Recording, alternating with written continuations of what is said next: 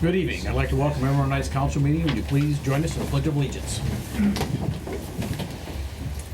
I pledge allegiance to the flag of the United States of America and to the republic for which it stands, one nation, under God, indivisible, with liberty and justice for all.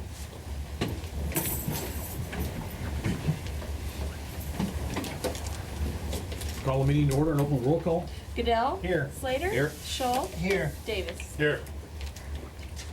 We need a motion to approve the agenda as printed. So moved. Second. All in favor? Aye. Opposed? We need a motion to approve the minutes of the October 20th, 2014 work section and the minutes of the October 20th, 2014 regular council meeting. Move. Second. All in favor? Aye. Opposed? You've all got a copy of the Treasurer's Monthly Investment Report in front of you. Any questions?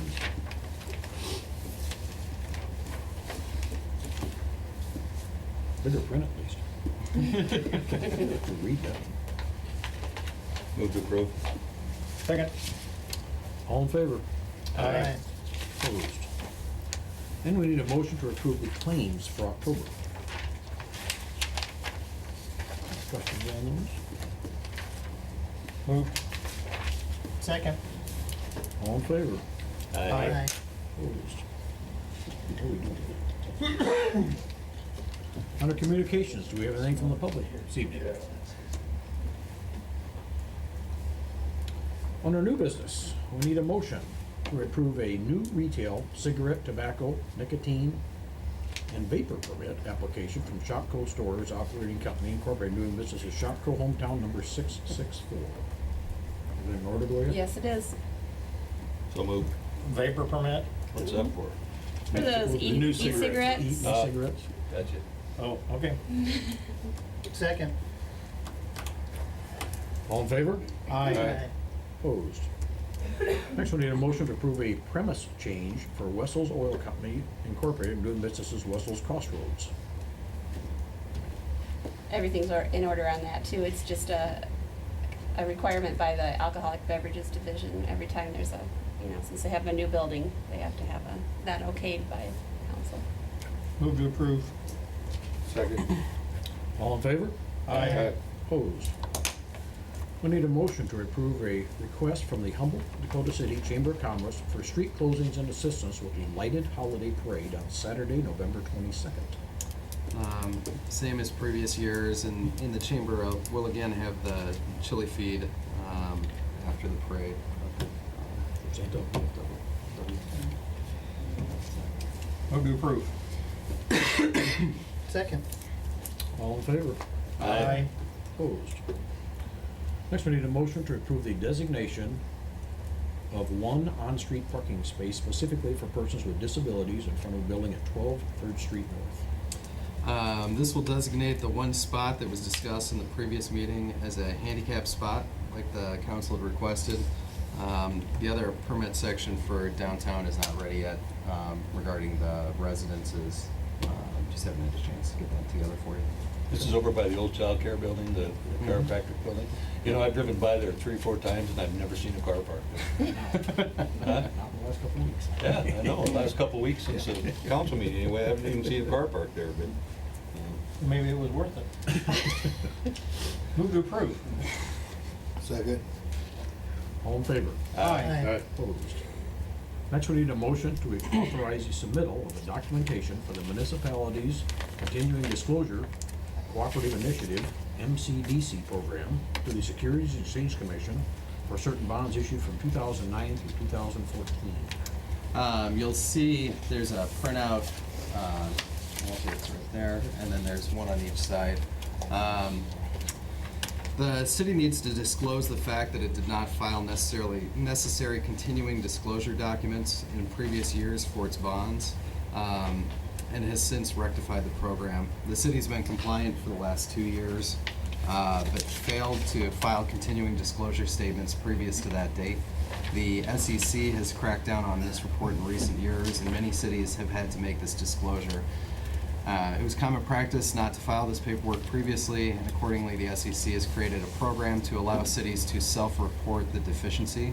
Without self-reporting, the city could be exposed to large penalties. What's happened is that there was the SEC had a lawsuit against the city that had not filed continuing disclosure and eventually ended up in big trouble, could not meet its obligations. And the thought from the SEC was to force more requirements that were essentially on the books but never enforced. And so that's where this program's come from. Working with the underwriter and the bond counsel to make sure that what gets filed is appropriate in their eyes. These are examples, they're not the actual final documents. We'll work with bond counsel to get it tweaked to where they think that it meets the needs of the city. Mainly, the reason to bring this up is just to make the council aware. The SEC could file a penalty against the city for not disclosing information, but the likelihood is probably pretty low. The whole reason they created this program was to allow cities to say the fact that they weren't compliant, they were not compliant 3 years ago and are now have become compliant. How long do you have to go back? Anything that's currently out there in repayment. And so this is 5 bond issues. We've got 1 revenue bond for the sewer and then 4 general obligation bonds that have to be reported on. Move to approve. Second. All in favor? Aye. Opposed? Next, we need a motion to approve the hiring of Patrick Riley as our new police officer effective November 3rd, 2014.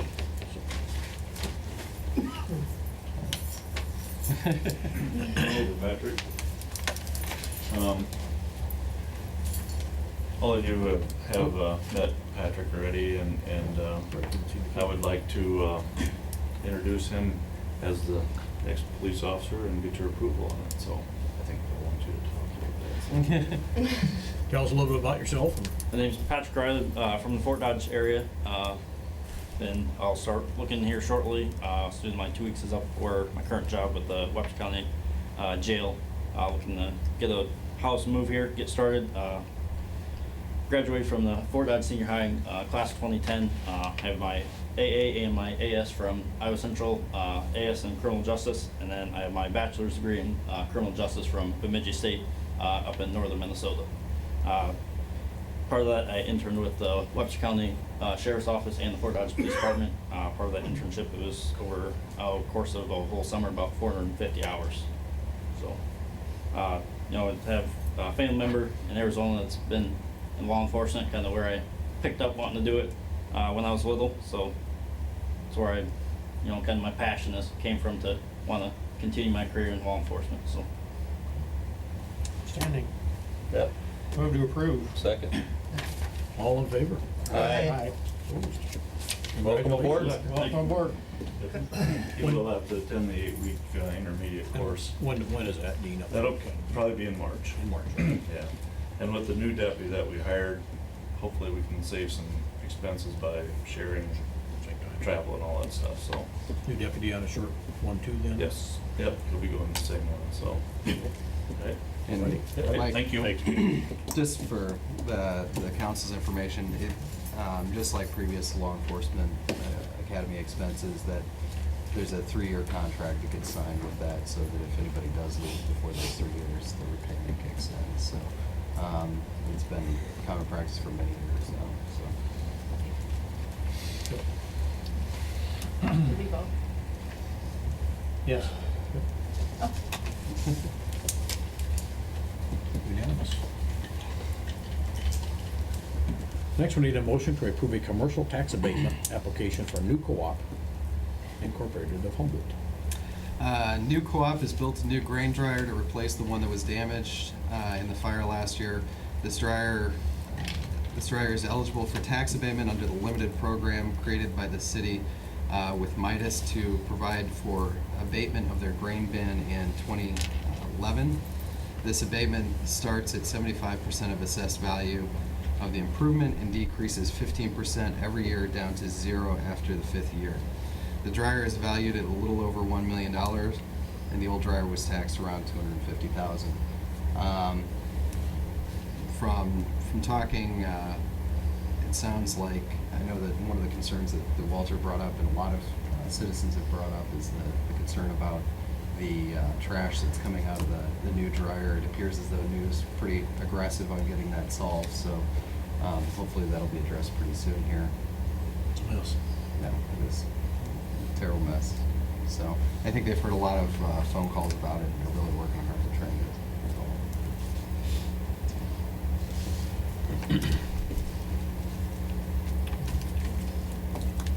Move to approve. Second. All in favor? Aye. Opposed? Next, we need a motion to approve a request from Randy and Rhonda Vaught for an outdoor seating area on the public sidewalk for a business to be located at 627 Sumner Avenue. Seating area would be located on the sidewalk along the Taft Street north side of the building. The Vouts are planning on putting a in seating area for a coffee shop in the building, and are in the process of pouring the concrete pad and sidewalk. They'd like to get approval for the seating before they spend the money on pouring the concrete pad off the west side of their building. And they're actually here. Do you want to kind of talk about your plans a little bit? Yeah, it's just that tap side, that doors that we put the red door in, doing a 20 by 20 pad there, basically go almost to the street, right up to the curb. And you can see it up here too. Is this the area you were talking about? Yes. Right about there. Yes. So, that's an idea. So it'd just be mainly for summertime, people enjoy the outdoor. Seating will go in at the end of the day, type things. Any Will it barrier block- around it or anything, or is this gonna be a cement pad? It's gonna be a cement pad, we talked about maybe doing a fence, because there's the 6-foot curb, and then to the street, so maybe doing some type of fence or rope off, so just in case somebody teeters, they don't teeter into the street. Will you block the sidewalk, or they still can walk through? No, the sidewalk will be free and clear, Okay. the sidewalk is still with you. And then the one concern I'd say is you can see kind of with the truck how it pulls over the front of the curb, and there's, you know, a little bit of overhang, and Randy had said that he would address the fact of making sure it's not right on top of the curb, so somebody doesn't clip it if they've got a long front end or something like that. Damaging. I know we've had that problem in a few other spots where there's high curbs, and people get caught on them, so.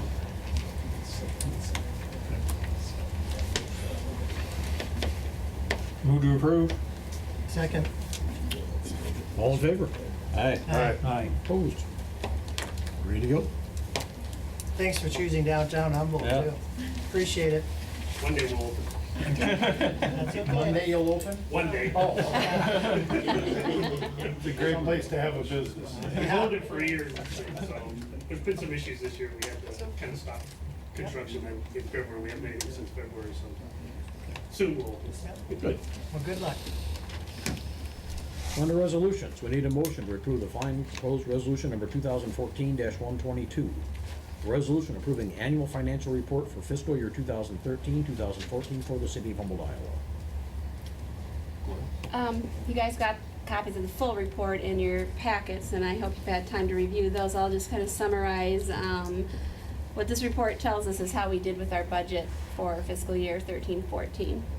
We budgeted $15,187,658 in revenues, and we actually took in $13,612,146.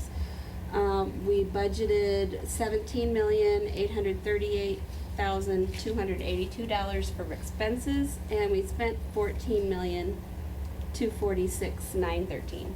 So we took in less than we budgeted for, but we also spent less than we budgeted for. That's the bottom line. And our ending fund balance as of June 30th is $4,797,236.